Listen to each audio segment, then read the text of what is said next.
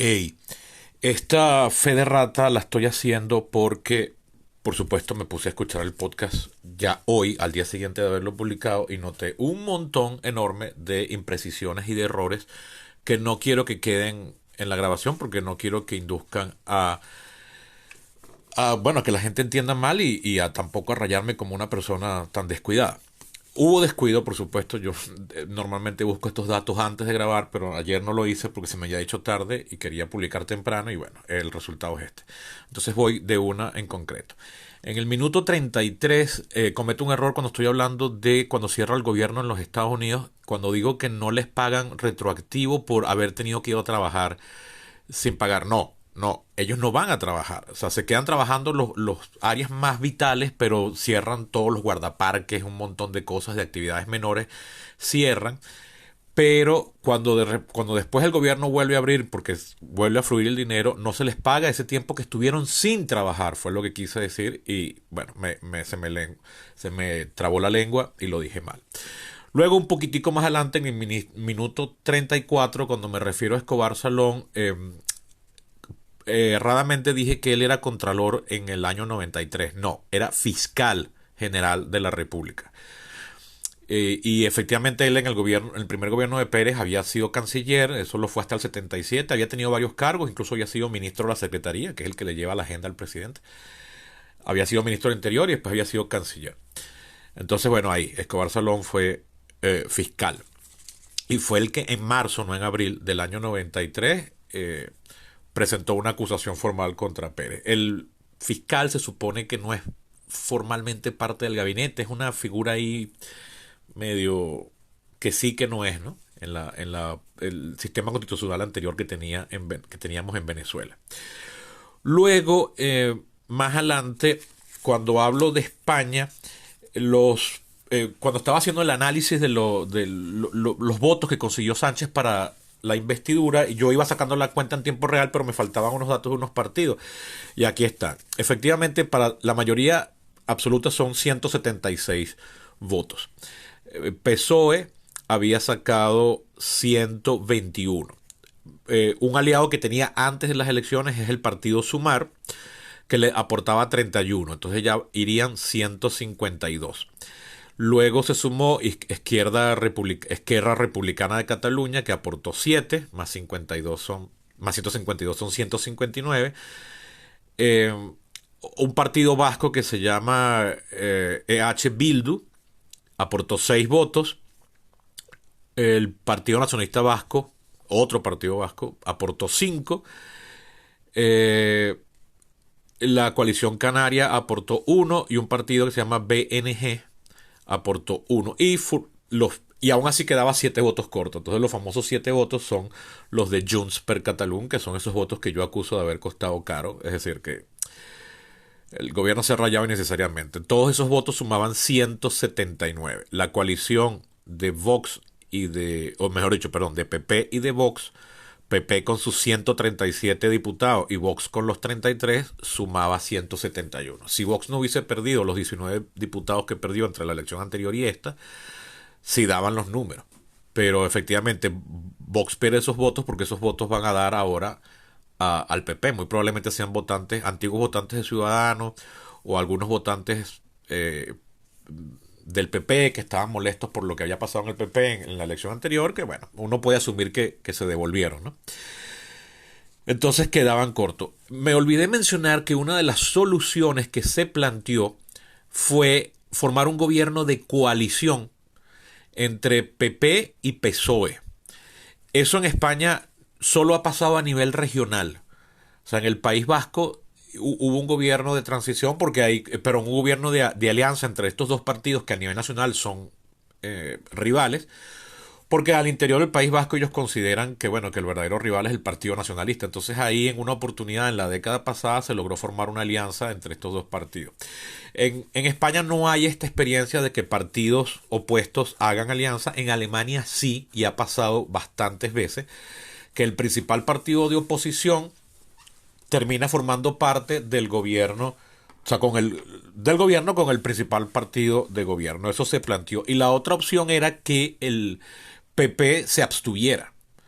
Entonces, al abstenerse, ya no cuentas el total de votos sobre los 350 que conforman el diputado, que conforman la Cámara, porque le tendrías que restar los que se están absteniendo. Así fue que pudo formar gobierno Pedro Sánchez en la legislatura anterior. Esos son unos datos que se me olvidó incorporar. Pedro Sánchez, cuando forma gobierno en enero de 2020, lo hace porque se abstiene el partido Esquerra Republicana. O sea, en la primera ronda de votos tú tienes que tener mayoría absoluta, es decir, mínimo 176, pero si no se logra en una segunda vuelta, basta con una mayoría simple, con tal de que nadie vote en contra, o sea, de que el voto en contra no sea mayor. Entonces, ¿cómo se logra esa mayoría simple? Bueno, algún partido o algún grupo de diputados se abstiene. Entonces, al abstenerse, ya no forman parte del total de votos a contar y entonces baja. Es decir, ya no son 350, le quitas 7, entonces serían 343. Entonces, de repente ahí sí ya llegas a la mayoría porque ya tienes esos votos. Mariano Rajoy había comenzado a ser presidente del gobierno. Aquí me faltaban los datos. Yo les había dicho que Pedro Sánchez era jefe de gobierno desde 2019. En realidad comenzó en 2018 cuando cayó el gobierno de Mariano Rajoy, gobierno que había sido posible establecer. Ese fue otro gobierno minoritario, el de Mariano Rajoy, porque en aquella oportunidad se abstuvo PSOE. Hubo una fracción de socialistas que le molestó esta decisión y hubo 15 que votaron en contra, pero la mayoría de los votos del PSOE se abstuvo. Eso produjo una crisis interna al interior del partido e hizo caer al gobierno al gobierno interno de Pedro Sánchez dentro del PSOE. Entonces Mariano Rajoy fue presidente del gobierno entre 2011 y 2018. En el 18 estuvo encargado Pedro Sánchez y ya luego formalmente él tiene una legislatura propia a partir del 20. O sea, ahí tuvieron un año y pico con un gobierno de transición porque no lograban, en la primera elección que hubo en el 19 no se logró la mayoría, entonces en varias rondas de negociación, entonces hubo que volver a llamar a elecciones. Antes de Rajoy había sido, como yo les dije, Rodríguez Zapatero de abril del 4 a diciembre del 11. Antes de Zapatero había sido José María Aznar de mayo del 96 a abril del 4. Y antes de eso, Felipe González, que nunca me acordaba cuál había sido el año que empezó a gobernar. Efectivamente, la última vez que tiré una flecha fue que la pegué.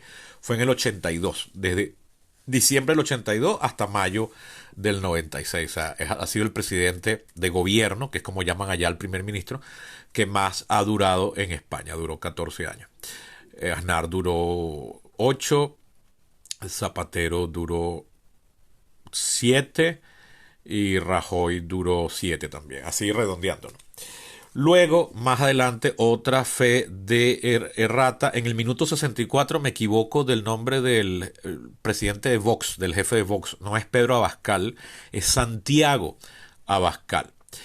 En el minuto 55 y después otra vez en el minuto 80 no recordaba qué significaba la F en YPF, que es la famosa empresa petrolera argentina.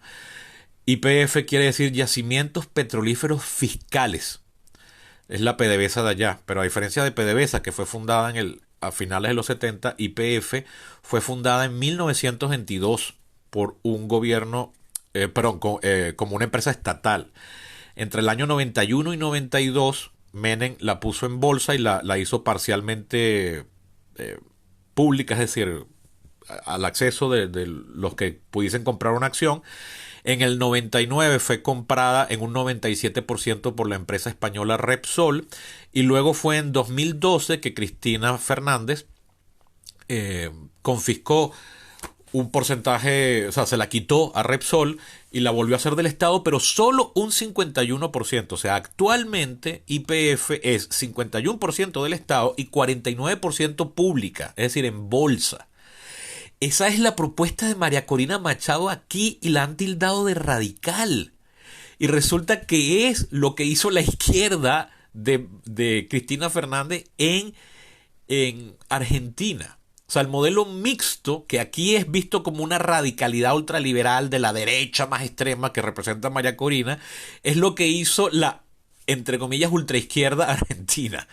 Esto demuestra mi punto de que estas etiquetas gruesas de izquierda y derecha son demasiado imprecisas e inexactas como para estarlas usando en sí mismo. Mucho peor todavía es estar midiendo, esto es un comentario para nosotros los venezolanos, estar midiendo el resto del planeta sobre la base de nuestra experiencia traumática en Venezuela. Entonces, que porque Biden sea la izquierda en los Estados Unidos, entonces ya lo vemos como un chavista. O Sánchez en España y así. Más adelante, o bueno, más adelante no, sino que entre el minuto 55 y el minuto 80, es decir, en el minuto 79, para ser preciso, yo había puesto un ejemplo de qué pasaría con los bonos argentinos si de repente el gobierno hace unos exabruptos, pero debo mencionar un par de aclaratorias más. Hoy amanecieron en las bolsas los bonos argentinos y las empresas argentinas que cotizan en bolsa, las empresas mixtas, es decir, que son parte de estatal y parte en manos de accionistas, amanecieron al alza porque, bueno, hay emoción de que, ay, mira, si las van a vender todas, esto hay que comprarlo ahorita. Y yo dije al principio de mi discusión sobre Argentina, en el minuto 49, sobre cómo pretende Javier Milei eliminar el Banco Central, que es su forma poético, anarquista, de decir que él va a dolarizar la economía argentina. Y justamente después de grabar y publicar este capítulo anoche, resulta que vi un analista que decía que es posible que él ni siquiera dolarice, por tanto que no elimine el Banco Central, porque parece, y esto yo no lo había visto en todos los análisis y comentarios, que Milei ha dicho que esa dolarización es a un plazo de 3 años. Igual con la privatización de empresas, porque él dice que primero hay que sanearlas antes de ponerla a la venta y que el proceso de dolarización implica que, como bien sabe él, tú no puedes dolarizar el país ahorita porque no hay reservas, no hay suficientes dólares para circular en la calle, no hay reservas para eso. Entonces que él tiene que primero sanear la economía para luego finalmente rematar con una dolarización. Entonces es posible, lo cual luce sensato. No es que él va a amanecer dolarizando mañana, sino que es un proceso de 3 años. Esto abre la posibilidad de que en ese mediano plazo, o largo visto desde el punto de vista de lo que dura la administración, que son 4 años, al final nunca dolarice. Porque bueno, si él logra estabilizar el peso, saneando la economía a través de la reducción del déficit fiscal, entonces quizás no haya necesidad de eso y por tanto no incurriría en ese exabrupto que es quitarle la soberanía monetaria argentina a través de la eliminación de la política monetaria con la dolarización. Porque como yo decía, a partir de ese minuto, del 49, pasa entonces que cuando tú dolarizas, tu política monetaria pasa a ser la de los Estados Unidos, que es lo que le pasa, por ejemplo, a Ecuador. Que eso es un peligro porque entonces si Estados Unidos tiene que subir o bajar la tasa, te la estás subiendo y bajando también a ti, que no eres parte de ese país.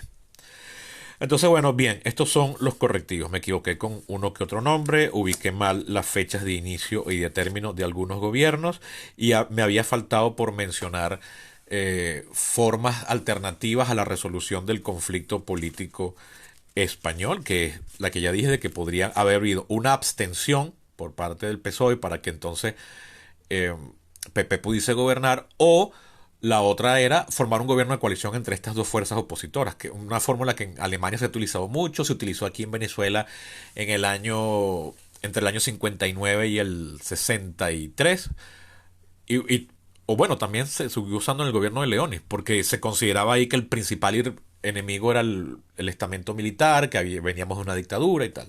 Entonces, bueno, no se veía que COPEI y que URD eran fuerzas tan opuestas como lo era los que se habían beneficiado de la dictadura militar y el estamento militar mismo. Entonces, bueno, eso era la fe de ratas. Me disculpan estas imprecisiones. Esto es producto de no haber hecho un guión estricto como me gusta hacerlos a mí, pero que me deja exhausto y que además se oye acartonado cuando lo voy leyendo. Entonces, por esto es que había utilizado este método, que entonces abre la puerta a este montón de errores. Esto quedó de 15 minutos, qué bola.